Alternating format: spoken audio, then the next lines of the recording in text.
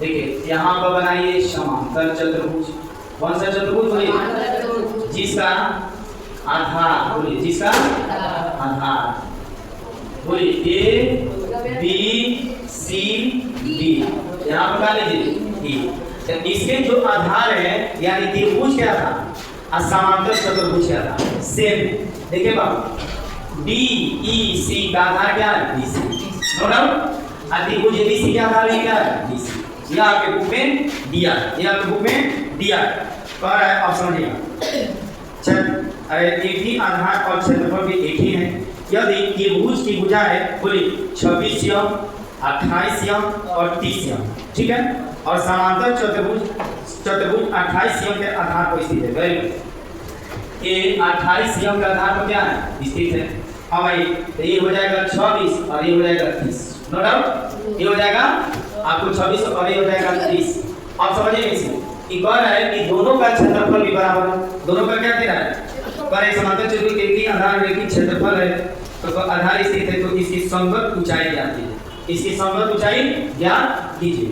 अब भाई तो सबसे पहले ध्यान दिया जाए, आप क्या कीजिए एक बात समझिएगा। अगर इसका संगत ऊंचाई हम लोग को ज्ञात करना है, यहाँ पे एक लंब डाल दीजिए। क्या डाल दीजिए? लंब। तो 90 डिग्री हो गया। इसका नाम क्या दिया जाए?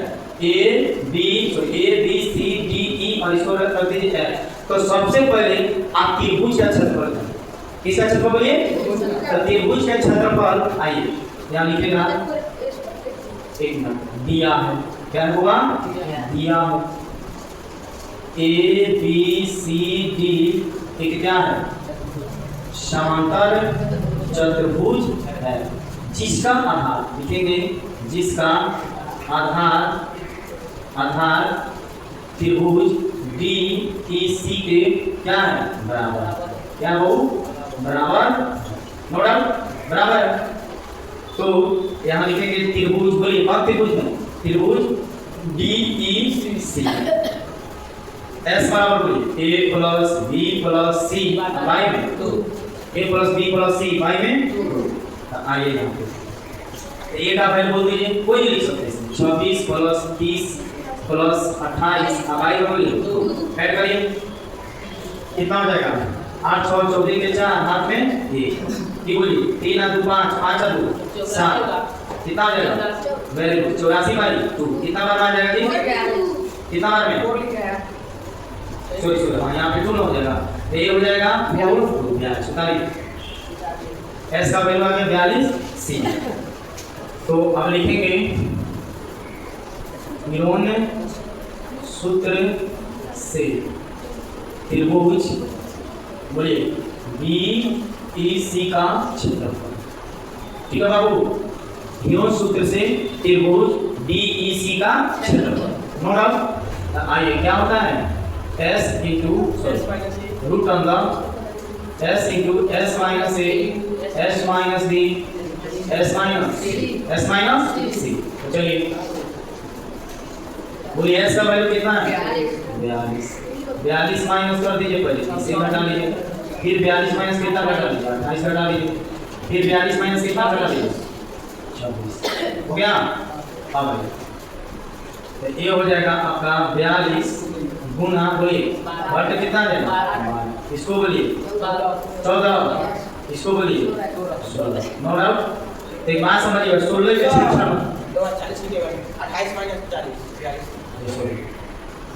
ठीक है, थैंक यू।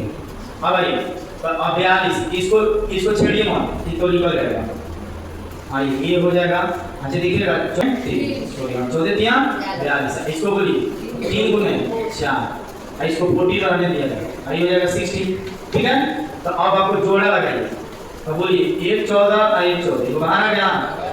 बोलिए 1 3 1 3 बाहर आ गया। फिर बोलिए 4 पे कितना होता है?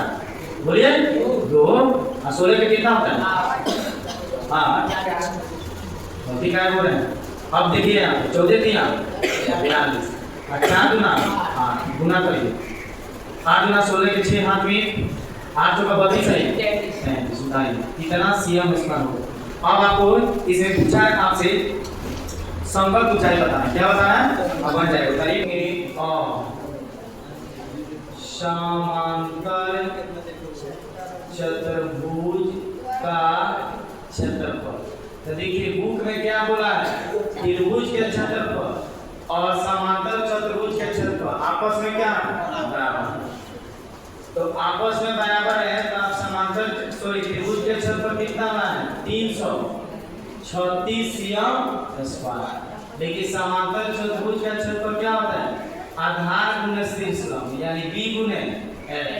बोलिए लिख सकते हैं कि नहीं, आई कितना आएगा 336। तो बोलिए बेस कितना है इसमें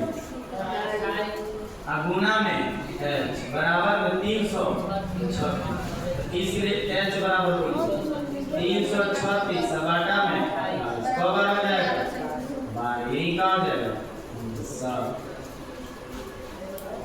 उतारिए ऐसे होगा